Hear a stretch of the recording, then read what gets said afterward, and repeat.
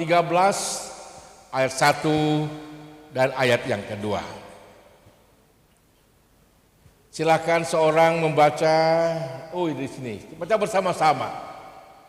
Ibrani pasal 13 ayat 1 sampai 2, firman Tuhan berkata, peliharalah kasih persaudaraan, jangan kamu lupa memberi tumpangan kepada orang, sebab dengan berbuat demikian beberapa orang dengan tidak diketahuinya telah menjamu malaikat-malaikat. Haleluya. Terima kasih.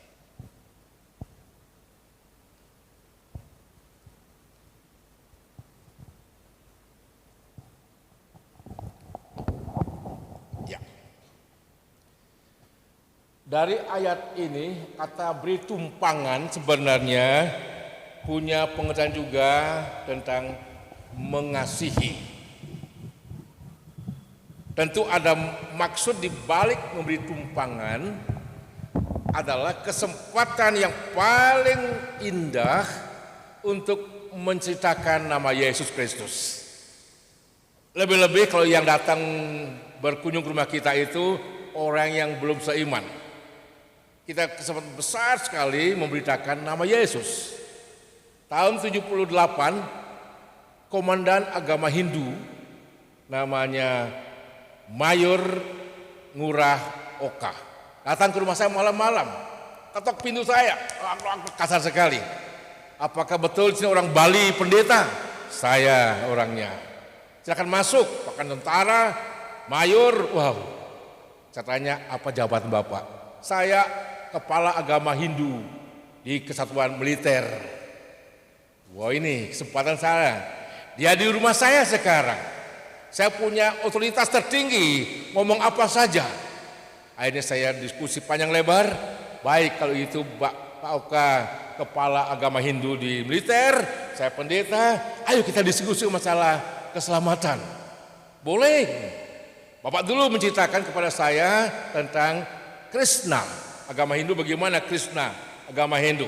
Cerita panjang lebar, penuh kasih sayang, lemah lembut. Panjang sekali ceritanya Krishna. Saya bilang luar biasa. Sekarang saya ya silahkan Pak Pendeta sekarang. Apa yang tadi Bapak katakan Krishna itu sifatnya ABCD, ternyata itu Kristus di agama saya. Kaget dia. Kristus ya? Iya.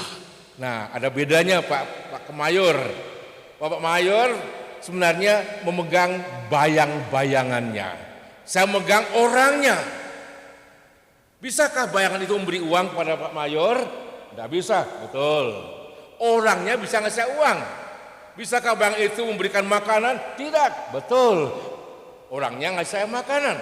Kalau begitu Pak Mayor pegang bayang-bayangnya saja, saya megang orangnya. Kaget dia. Pak Pendeta, aku sekarang kaget. Kenapa? Selama ini aku pegang bayang-bayang ya? Iya. Kalau begitu hari ini aku mau masuk Kristen. Waduh, luar biasa. Mayor kepala agama Hindu lagi. Dia bilang, tapi karena aku masih komandan Hindu, aku nanti aja setelah pensiun. Anakku mulai besok tak pindahkan dari sekolah Hindu, Budari namanya di Betek, tak masuk ke sekolah Kristen supaya dia ikut Kristus, bukan bayang-bayang saja. Dia numpang malam itu di tempat saya berkunjung, saya punya kesempatan menceritakan nama Yesus. Ada hasilnya, men. Itu namanya jangan lupa memberikan tumpangan. Artinya kasih itu adalah satu hal yang sangat baik disampaikan kepada siapapun yang datang ke rumah Bapak Ibu dan saya. Itu ketika datang ke rumah saya 7 santri yang rumahnya kampusnya, sebelahnya Ramayana di Malang. Datang ke saya, menguji saya, Pak Pendeta, boleh diskusi? Boleh, di rumah saya ini sekarang. Dia bertamu di rumah saya. Panjang cerita tentang siapakah ini Pak Pendeta? Yesus Kristus. Bukan, ini Muhammad. Itu hak kamu mengatakan. Alkitab saya mengatakan Yesus Kristus. Akhirnya cerita panjang lebar sekali. Akhirnya sampai panjang saya menceritakan nama Yesus kepada 7 santri itu. Saya tak tahu apa hasilnya, yang penting saya menabur firman Tuhan yang luar biasa waktunya waktu itu. Nah Bapak Ibu mengasihi Tuhan, mengasihi itu merupakan jiwa orang Kristen. Oleh karena apa? Kasih itu bukanlah kata-kata. Kasih itu bukanlah slogan-slogan, tapi tindakan-tindakan nyata. Karena itu dalam 1 Yohanes pasal yang keempat ayat 16 dikatakan Allah itu kasih. Allah itu kasih bukan kata-kata Allah kasih, tapi dia bertindak dan bertindak kapan saja dia bertindak dalam hal kasih mengasihi. Misalnya di Kana orang kehabisan anggur, Allah bertindak menolong kasus ekonomi di sana. Dia bertindak dalam hal mengasihi. Orang buta dicelupkan matanya, orang lumpuh berjalan, orang mati dihidupkan, orang bisu berbicara. Banyak lagi. Allah kasih bukan kata-kata, tapi sebuah tindakan nyata. Karena itulah kita orang Kristen tidak hidup karena slogan kasih, hidup karena bertindak dalam mengasihi. Karena itulah Allah yang bertindak dalam kasih membuat kita diselamatkan. Mari bersama-sama kita tiru bertindak di dalam kasih mengasihi. Tanpa tindakan kasih kita tidak akan pernah berguna di hadapan Tuhan. Jemaat Kalvari awalnya cuma 2 orang, satu keluarga. Itu pun ngontrak di sana. Dan tempatnya di Polen sekarang itu dulu hutan bambu, ya barongan lah gitu tempatnya. Lampu listrik terbatas, aspal belum ada, PDAM belum ada. Saya masuk ke situ sempat frustrasi. Lampu malam pakai teplok, namanya apa? Lampu teplok yang minyak tanah itu. Kalau pagi-pagi hidung kami penuh dengan mangsi hitam gitu ya, dan limbah air dan sebagainya, kami menderita. Tetapi karena Tuhan mengasihi saya, akhirnya saya juga bisa kuat dan terus bekerja menabur dan menabur. Satu ketika saya pergi ke orang yang jual jagung, namanya Pak siapa adik kakak bapaknya Eko, Pak Sutris, Pak jagung bakar. Oh ya, rasa apa? Rasa manis, saya bilang gitu ya. Iya. Saya cerita terus, Pak, kalau jagungnya dibakar, tidak bisa dia berteriak. Betul, dia bilang gitu. Tapi kalau manusia dibakar di neraka, dia berteriak. Kamu ini mengkesankan saya ya, tak pukul kamu. Saya ini tentara. Wah, dia mau ngantem saya Bapak Ibu. Saya belum meleret saya gitu. Waduh, jagung bakar habis, pulang, jagungnya berubah rasa Bapak Ibu. Gak rasa manis lagi, rasa takut. Waktu aku pulang, gak rasa manis lagi jagungnya, rasa takut. Karena apa? Mau dipukul tentara saya. Tapi saya menabur firman Tuhan sudah. Tidak lama 3 tahun kemudian datang ke rumah saya, datang ke rumahku sekarang, ngantem aku saya gini, datang dia, wah kaget nih. Aduh, aku dikaploi saya gini. Pak Wid, ya kenapa Pak Tris? Saya ikut Tuhan Yesus sekarang. Puji Tuhan. Haleluya. Saya senang menabur. Tuhan menumbuhkannya. Jemaat Kanaan kalau tidak menabur tidak ada tumbuhan. Mari bersama menabur. Tidak usah repot-repot. Macam-macam ilmu nabur saja. Tuhan Yesus juru selamat kita. Tuhan Yesus juru selamat saya. Saya senang sekarang, saya bahagia sekarang karena Tuhan telah menyelamatkan saya. Orang mendengar, roh bertindak menumbuhkannya. Tanpa menabur tidak ada lagi apa yang tumbuh. Nah, itulah kita tugasnya menabur, dan menabur. Yang ketiga, Bapak Ibu mengasihi Tuhan, kalau kita ingat bahwa kasih itu sebuah tindakan, maka kita harus berani melangkah menolong sesama kita. Tanpa melihat apa dia, siapa dia, apakah dia pernah membenci saya, tidak peduli. Yang penting saya mau mengasihi dia, karena itulah cara Tuhan bertindak dalam hal mengasihinya. Karena itulah Bapak yang mengasihi Tuhan, jangan pernah mengasihi itu melihat wajah, melihat apa yang mereka telah perbuat, tapi saya tergerak mengasihi karena Tuhan saya telah mengasihi saya. Berikutnya Bapak Ibu mengasihi Tuhan, Jemaat Kalvari ibu-ibu sekarang ini datang bukan karena kami kaya, bukan karena kami berlebihan, tapi karena kami bergerak dalam bidang kasih mengasihi. Tuhan telah mengasihi kami sekarang bergerak mengasihi dan mengasihi. Teman saya gereja Pantekosta tadi pagi saya minta doa, Pak Wayan, bagaimana caranya supaya kami seperti Pak Wayan gerejanya? Saya bilang, kalau Anda mau berjalan 1000 kilometer, awalnya satu langkah. Awalnya satu langkah. Kalau mau mengasihi orang, awalnya berani melangkah amal kasih. Jangan tunggu kaya dulu baru bisa mengasihi, tapi semangat dan kemauan mengasihi langkah demi langkah pasti akan berhasil. Bapak Ibu mengasihi Tuhan, Jemaat Kalvari sedang belajar untuk mengasihi. Belajar untuk menerapkan apa yang Kristus telah kerjakan untuk kehidupan kita masing-masing. Tanpa kita menerapkan kasih Kristus, kita mungkin disebut hanya menyerap kasih saja, seperti benalu saja adanya.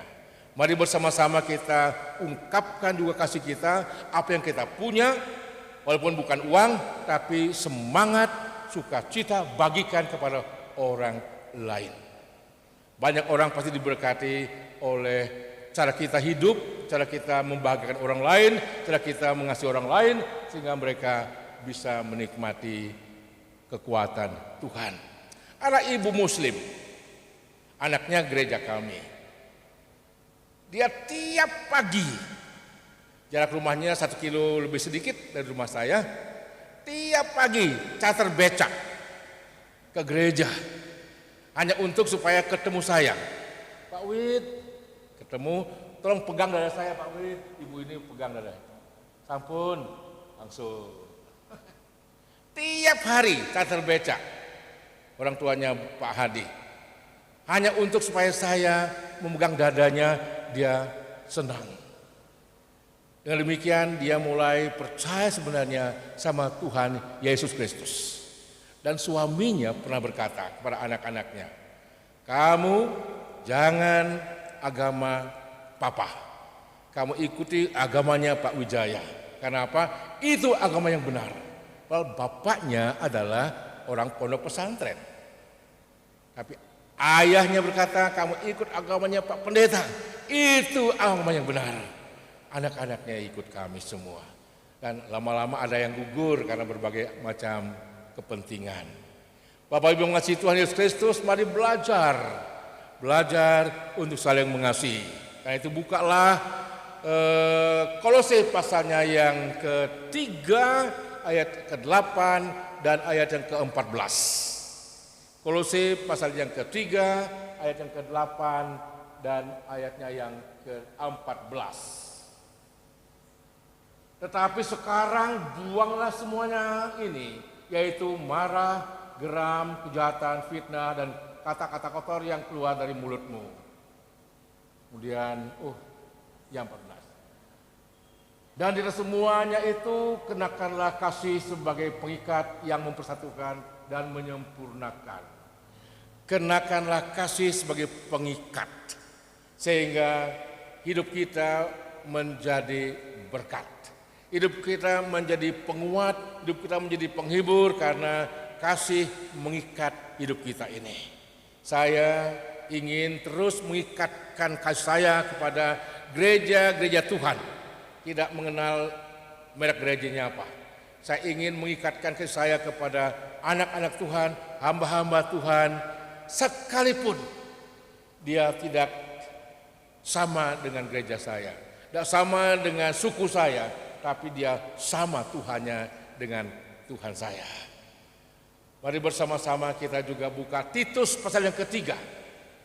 Titus pasal yang ketiga juga ayat yang ke-8 dan 14. Ini masalah belajar.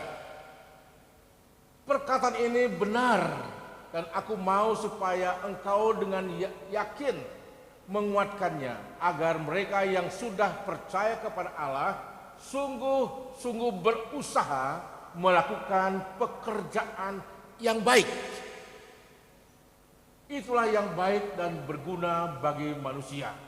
14. Dan biarlah orang-orang kita juga belajar melakukan pekerjaan yang baik untuk dapat memenuhi keperluan hidup yang pokok supaya hidup mereka jangan tidak berbuah. Kita diminta oleh Tuhan belajar apa? Belajar berbuat baik. Belajar itu artinya apa? Belum terlalu pandai, belum terlalu lancar, belajar. Dari awal harus belajar. Kita dari TK sampai perguruan tinggi awalnya belajar. Sehingga kita menjadi orang yang hebat, yang pandai. Berbuat baik itu belajar Bapak Ibu. Karena itulah biasakan belajar berbuat baik sehingga kita akhirnya lancar berbuat baik. Karena apa? Karena berbuat baik itu Bapak Ibu sebenarnya kalau saya kaitkan dengan budaya Jawa, ono coroko. Kalau huruf ono coroko itu dipisahkan o, no, co, roko dan sebagainya, banter bunyinya. Tapi kalau digatuk-gatuk gini bisa bunyi enggak? O, no ditempelkan enggak bunyi Bapak Ibu. Yang saya terapkan ini Bapak Ibu di pelayanan saya. Orang Jawa kalau ditempel kebaikan, sekalipun dia tadinya benci sama orang Kristen, fanatik sama orang Kristen, tempel kebaikan, gak bisa protes, gak bisa ngancam. Karena apa? Kebaikan melekat pada dirinya sehingga dia tidak bisa berteriak. Demo barangkali, protes barangkali, tapi tempel dengan kasih sayang, kebaikan, sehingga dia tidak bisa lagi ngomong apa-apa. Hanya bilang, baik orang itu, baik orang itu. Sehingga Bapak Ibu belajar bersama-sama, belajar berbuat baik. Untuk mengunci bibir orang yang mau membuat sesuatu yang sifatnya tidak menyenangkan kita. Di depan sebelah gereja kami dulu, tahun berapa saya lupa tahunnya, ada namanya pembuangan sampah. Lewat tiap hari, lewat sampah. Depannya Kanaya itu dulu buangan sampah. Saya lewat, saya lihat orang yang ngatur sampah, tangannya kotor, kadang berdarah, kakinya berdarah. Aduh, saya pulang berdoa, Tuhan, saya ingin berbuat sesuatu bagi orang-orang itu. Ada 7 pegawai sampah. Saya ingin berbuat sesuatu, orang itu beritahu saya apa yang saya bisa perbuat. Karena apa? Salah satu orang itu gampang diperalat oleh orang-orang yang mau berdemo tentang merusak gereja. Saya berdoa, memberi hikmat, belikan dia kaos tangan supaya kalau dia kena beling tangannya enggak luka. Belikan dia sepatu supaya kalau nginjak beling enggak luka. Puji Tuhan, saya mulai ke pasar, di kaos, di sepatu, bagikan kepada mereka. Kaget dia, loh. Dia mau sebut nama saya bingung, bengong saja dia. Akhirnya saya bilang, pakai. Saya pulang lagi berdoa lagi, Tuhan, tiap hari yang dia cium bau busuk. Tiap hari bau busuk dia cium. mungkin dia mengalami hal yang sangat berat. Berdoa lagi, kasih dia makan siang-siang. Oke, rumahnya saya masak, habis saya pakai kita habis kerja rumah saya ya sebentar. Oh iya Pak, beramai-ramai, cuci tanganmu, makan bersama saya, makan. Bengol lagi dia. Siapa Pak Wijaya ini? Ajak makan. Lalu karena dia tidak pernah menikmati yang namanya sukacita dan sebagainya, saya berdoa lagi, Tuhan, sehari-hari sahabatnya adalah sampah. Apa yang saya bisa buat Tuhan untuk mereka? Kalau aku ngasih kamu berkat, ajak dia rekreasi dia, ajak rekreasi. Baik, terima berkat dari Tuhan, saya datang ke sampah itu. Apa ya? Tuhan, mana Pak? Rekreasi, rekreasi. Izin sama Pak Lurah, kemana? Ke Prigi Trenggalek. Charter mobil 3 atau 4. Bayar sendiri, berangkat sana. Trenggalek pulang, sampai di rumah apa dia bilang? Pak Wid, imbuh Pak Wid. Imbuh apa? Tambah lagi. Ya wis, kapan? Minggu depan? Boleh. Kengliop saya bawa. Rame-rame, kasih makan. Pulang sampai di rumah, Pak Wid, imbuh lagi. Kemana? Lumajang apa namanya? Watulo. Berangkat ke Lumajang lagi. Ada seorang namanya Pak Amang, RW-nya dia curiga, jangan-jangan ini di Kristen sama Pak Wijaya, bawa teman-teman yang Muslim, dampingi Pak Wijaya. Akhirnya saya ajak dia Pak Amang ke Lumajang juga. Sampai di rumah, Pak Amang masuk masjid, teriak di masjid, halo masyarakat Polean, siapa berani ganggu gereja ini Pak Wijaya? Kami abri menghadapinya. Dia soalnya dosanya akabri soalnya. Saya berani. Banyak orang niat cing di si Pak Wijaya, nengok sama saya. Datang lagi besok, Pak Wid, imbuh, kemana? Terserah Pak Wid, kita ajak ke mana itu di Lamongan, stalaktit itu ya, masuk ke sana. Goa Maharani, senangnya selama hati. Sampai di rumah, Pak Wid, bertemu lagi. Waduh, kemana ya? Mau ke Bali? Mau ke Bali. Wah, kami charter mobil lagi 3 hari ke Bali. Orang ini bisa berbicara kepada yang lainnya sehingga gereja kami aman. Selain aman, ada orang-orang mulai datang. Pak Wid, saya mau ikut Tuhan. Pak Wid, saya mau ikut Tuhan. Oh, panenlah kami sekarang karena kami menabur kebaikan, menabur kasih sayang dan sebagainya. Terakhir Pak Lurah, namanya Pak Sumadi, harus lupa namanya, kirim surat ke gereja. Pak Pendeta, tolong ada jemaat kami di Jalan Permadi. Opname sudah selesai, sudah sembuh, belum bisa pulang karena belum bisa bayar uang obat. Belum ada BPJS waktu itu. Saya nggak tahu namanya, nggak tahu orangnya, alamat kamarnya ini. Udah saya minta istri saya bayar rumah sakitnya. Dia pulang. Dia cerita sama orang-orang kampung. Orang kampung akhirnya menjaga gereja kami. Segala macam-macaman dia menjaganya. Kami belajar berbuat baik. Karena apa? Saya dikenyangkan oleh Tuhan dengan kebaikan Tuhan. Jemaat Kanaan pasti bisa. Pasti bisa. Karena Tuhan mengenyangkan kita dengan kebaikan. Amin. Amin. Yang buruk jangan ditiru. Saya ketika Pos PI mulai belajar berdiri, masih kurang uangnya, masih kurang apanya, segalanya kurang. Ada jemaat Pentakosta, anaknya meninggal. Laporkan ke gerejanya di Flora, enggak terdaftar di sini. Padahal dia rajin remaja di sana. Ketika mati, enggak diakui. Pak Lurah bilang apa? Iki orang masuk Kristen, gak direken sama gerejone, kapok saiki, masuk Kristen, dinyek saya dengar itu, panas saya Bapak Ibu, Gereja tidak punya uang. Saya ke sekolah, nyonya saya di sekolah, mah, cincin kawin kemana? Ini. Buka cincin kawin kami berdua, jual ke pasar, beli peti, makamkan orang itu. Akhirnya semua keluarganya ikut kami bergereja. Ada banyak lagi yang datang terima Yesus Kristus karena kami belajar berbuat baik. Kami menabur kasih sayang, menabur kebaikan, maka muncullah jiwa-jiwa yang Tuhan kirim ke gereja Tuhan. Sekarang Kalvari sudah menghantar ke rumah Bapa 130 jiwa di surga.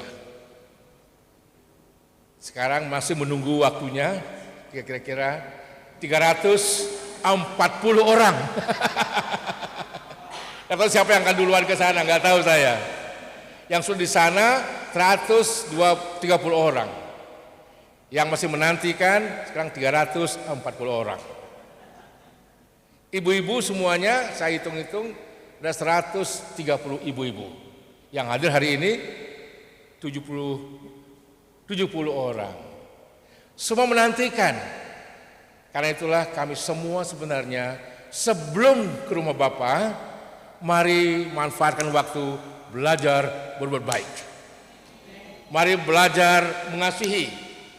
Karena kita sudah diperkaya oleh Tuhan dengan kasih-Nya di Golgota. Berat sekali langkah ke Golgota. Oh, penderitaannya tidak sanggup saya membayangkannya. Dipukul, diinjak, diludahi, dihina, oh macam-macam. Saya pernah dihina sedikit tapi saya kecewa. Apa bentuk penghinaannya? Kau pendeta ya? Iya. Kok tidak wibawa? Kenapa? Kurus. Waduh. Bilang kurus tidak wibawa. Saya pulang berdoa, jelek doa saya. Tuhan, saya mau gemuk Tuhan. Supaya wibawa Tuhan gitu ya.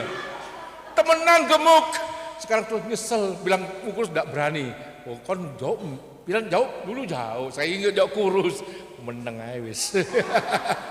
Terima saja karena pernah saya minta gemuk supaya berwibawa. Ternyata wibawa itu bukan karena gemuk kurus, karena belajar berbuat baik, belajar mengasihi, maka wibawa akan datang dengan sendirinya.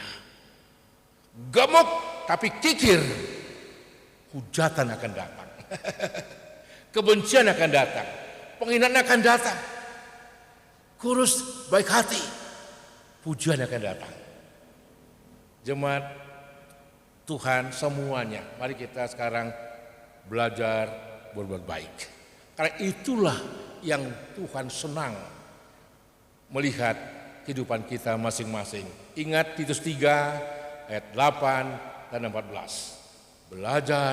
Belajar berbuat baik. Haleluya. Mari kita berdoa. Bapa yang mengasihi kami, hidup kami adalah alat Tuhan. Ketika kami dipenuhi oleh kasih Tuhan, kami ingin mengikat kasih itu kepada orang lain. Supaya orang lain juga menikmati kebahagiaan oleh kasih yang kami ikat